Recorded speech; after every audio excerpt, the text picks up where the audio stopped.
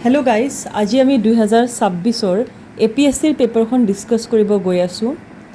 Hello everyone, आज हम APSC का जो पेपर है 2026 का उसको डिस्कस करने जा रहे हैं। तो उसमें से जो GS पेपर है उसका पहला 20 क्वेश्चन उसको हम डिस्कस करने जा रहे हैं। तो वीडियो के साथ बने रहिए और मेरे इंस्टाग्राम चैनल अहोम ज्ञान को फॉलो कीजिए ताकि असम से रिलेटेड करेंट अफेयर्स, असम से रिलेटेड जितने भी एग्ज़ाम है उसके हम क्वेश्चंस प्रिपेयर करें। ठीक है, तो पहला जो क्वेश्चन है वो है in relation to direct air capture. इस टेक्नोलॉजी के बारे में, direct air capture is an emerging technology, which of the following is true about direct air capture. तो यहाँ पे 4 ऑप्शन दिया गया था, उसमें से जो करेक्ट ऑप्शन है वो है फर्स्ट। तो यहाँ आप देख सकते हैं डायरेक्ट एयर कैप्चर क्या होता है। It is a technology use to segregate carbon dioxide from the atmosphere for storage and other use. तो एटमॉस्फेयर में जितना भी आपका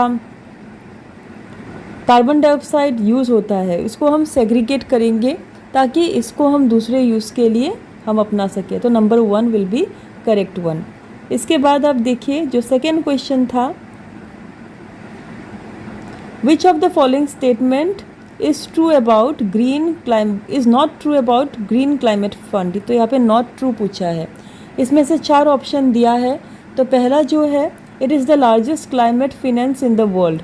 ये सबसे वर्ल्ड में लार्जेस्ट क्लाइमेट फाइनेंस है। ये हाँ करेक्ट है।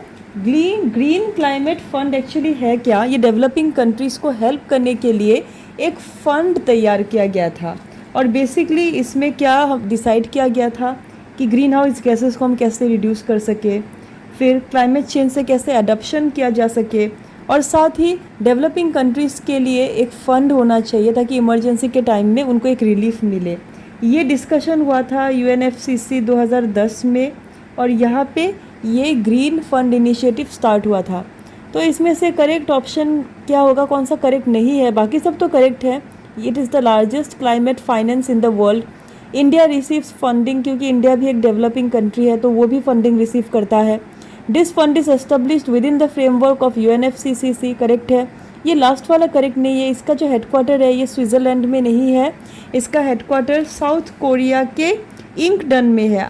इसके बाद हम नेक्स्ट क्वेश्चन करेंगे। नेक्स्ट क्वेश्चन है, which of the following statement about FIFA World Cup are true. तो अभी जो फीफा वर्ल्ड कप चल रहा है इसमें से करेक्ट ऑप्शन कौन सा होगा? यहाँ पे 4 ऑप्शन दिए गए, 3 ऑप्शन है। पहला जो है that FIFA World cup has 32 team. तो इसमें आपको पता चल गया, इसमें 32 तो है नहीं, 48 है। USA, कनाडा और मैक्सिको इस बार 3 कंट्री होस्ट कर रही है टूर्नामेंट। तो करेक्ट है, फर्स्ट टाइम 3 नेशंस एक साथ होस्ट करे। तो कौन सा करेक्ट नहीं होगा? Number 1 will not be correct, तो बी वाला करेक्ट है। 2 and 3 are only correct. Next question है, डायग्राम इनवॉरिस। डायग्राम इनवॉरिस एक्चुअली है क्या? इसमें से 4 ऑप्शन दिए गए हैं। तो यहाँ पे कौन से सेंचुरी में ये डायग्राम इनवॉरिस ये स्टार्ट हुआ था, ये एग्जैक्टली है क्या? These are the artistic marvels of ancient Afghanistan. Ancient Afghanistan के कुछ बहुत ही आर्टिस्टिक मार्वल्स है, मतलब कुछ ऐसे आर्टिस्टिक चीज़ें हैं जो डिस्कवर किए गए थे।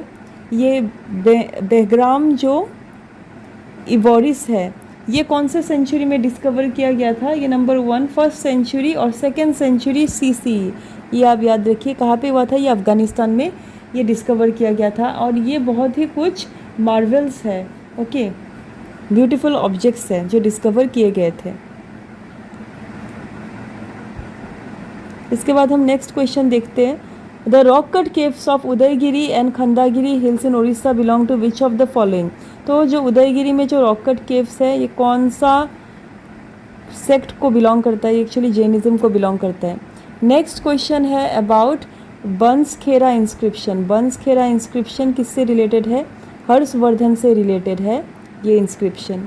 इसके बाद नेक्स्ट क्वेश्चन है, जो एंशिएंट रिवर है सरस्वती, जो ऋग्वेद में मेंशन है, सरस्वती रिवर का प्रिमिटिव नाम कौन सा था? हम कौन से नाम से सरस्वती रिवर को जानते हैं? इस identified with which of the following river. तो जैसे आप जानते हैं गंगा, जमुना, सतलुज, ये रिवर तो अभी भी है। प्रिमिटिव में ये खागर हकरा के नाम से हम जानते हैं। वैदिक जो इंस्क्रिप्शन है उसमें सरस्वती को इस नाम से जाना गया है। ये एग्जैक्टली होता क्या है? यहाँ पे हड़प्पन जो साइट्स थे, हड़प्पन साइट्स इस रिवर के आसपास बिल्डअप हुआ था और अभी नॉर्थ वेस्टर्न इंडिया में ये फ़्लो होता है और ये एक ड्राई चैनल के रूप में पाकिस्तान में फ़्लो होता है। तो ये था। इसके बाद वाला क्वेश्चन है which of the following inscription of early Assam was issued by Bhaskar Varman. तो जैसे हम जानते हैं भास्कर वर्मन से रिलेटेड 2 कॉपर प्लेट इंस्क्रिप्शन है, एक तो निधानपुर और दूसरा है Dubi copper plate inscription. The next question is about with reference to the Indus Valley civilization consider the following pairs of ancient site and their notable archaeological finding। तो कौन सा correct होगा? यहाँ पे आप देखिए लोथल, लोथल क्या होगा? लोथल है एक डॉकयार्ड जहाँ पे शिप यार्ड होता है ना, तो जैसे डॉकयार्ड। देन कलिबंगन, कलिबंगन क्या है? प्लाउड फील्ड है, मतलब ये एक लैंड है, एक लैंड था। धोलावीरा बहुत ही फेमस है, यूनेस्को वर्ल्ड हेरिटेज साइट है। यहाँ पे 10 लार्ज साइज साइन बोर्ड्स मिले हैं धोलावीरा। एंड बनवली, बनवली एक terracotta replica of a plough, एक कुदाल जैसा एक टेराकोटा रेप्लिका है। तो इसमें से बी ऑप्शन करेक्ट होगा।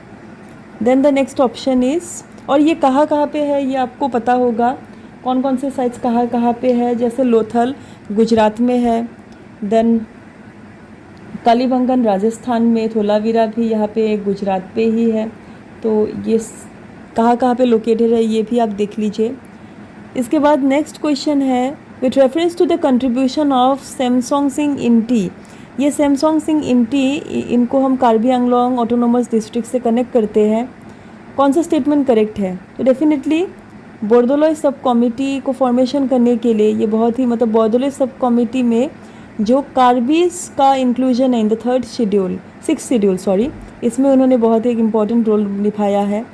ही encourage the scattered Karbi groups to settle in the Mikir hills to acquire government facility. ये करेक्ट होगा कि नहीं?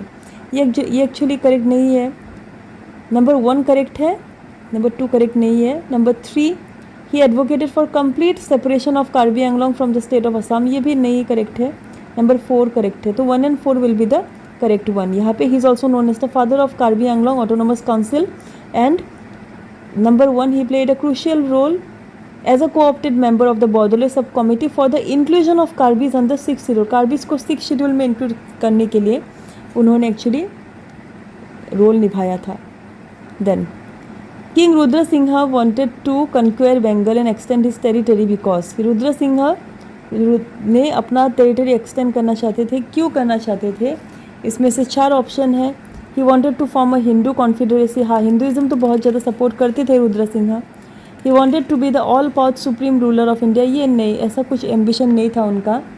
And he wanted to take revenge upon Mughal, हाँ ये तो करेक्ट है, ये करेक्ट होगा। 1 and 3 करेक्ट होगा। Okay, so 1 and 3 will be the correct one. इसके बाद वाला क्वेश्चन देखते हैं। Given below are 2 statement labelled as assertion and reason. तो असर्शन एंड रीज़न करके 2 स्टेटमेंट दिया गया है, उसमें से आपको बोलना है कि असर्शन राइट होगा, रीज़न राइट होगा या दोनों राइट होंगे। तो देखिए रैल्फ फिश के बारे में बोला है। रैल्फ फिश एक इंग्लिश मर्चेंट थे, एक विजिटर थे। उन्होंने असम को विज़िट किया था, इंडिया को विज़िट किया था to know about the Koch kingdom. और कोच डायनेस्टी जिस ईयर में था 1585, उस समय एक किंग थे, किंग नरनारायण, वो सबसे ज़्यादा प्रतापी किंग थे। और उन्होंने क्या किया था? He was a generous according to the writings of Ralph Fitch. Ralph Fitch ने जो लिखा है अपनी किताब में, उनके हिसाब से उन्होंने मोनार्क को, किंग को बेनिवोलेंट बोला है कि बेनिवोलेंट मतलब काइंड और जेनरस, ये बहुत ज़्यादा काइंड थे क्योंकि उन्होंने जो जो एक्शन किए थे वो लोगों के सत के लिए किया था। Apart from that he also help the animals. तो दोनों असर्शन और रीज़न दोनों करेक्ट है and reason is the correct explanation for assertion. Number 1 वाला करेक्ट होगा। इसके बाद हम नेक्स्ट क्वेश्चन देखते हैं। ये तो एक बहुत ही इंपॉर्टेंट क्वेश्चन था क्योंकि जो अहोम रूलर्स थे उनके कुछ नेम्स थे, अहोम नेम थे, उनको आपको मिलाना था। तो हम कौन सा करेक्ट होगा?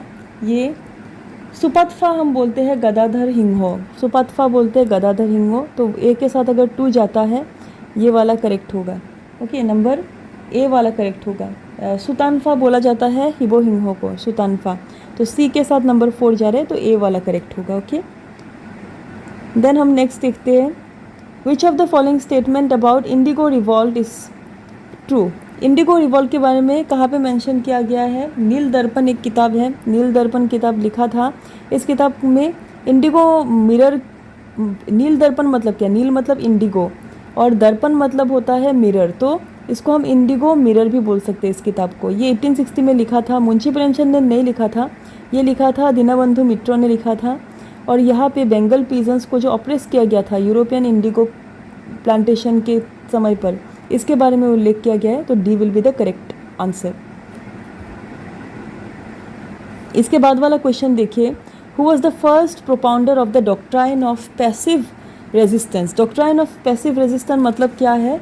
यहाँ पे securing right bye personal suffering, मतलब हम सफ़र करेंगे लेकिन हमको अपना राइट चाहिए। ये किसने बोला था? ये अरविंदो घोष ने बोला था। अरविंदो घोष ने डॉक्ट्राइन ऑफ पैसिव रेजिस्टेंस के बारे में बोला था कि हम चुपचाप रहेंगे, अपना पर्सनल जो सफ़रिंग है वो सहन करेंगे, लेकिन हमको अपना राइट चाहिए होगा। ठीक है। देन महावीरा जिनको हम जानते हैं वर्धमाना महावीरा के नाम से, वो एक स्पिरिचुअल लीडर थे जैनिज़्म के।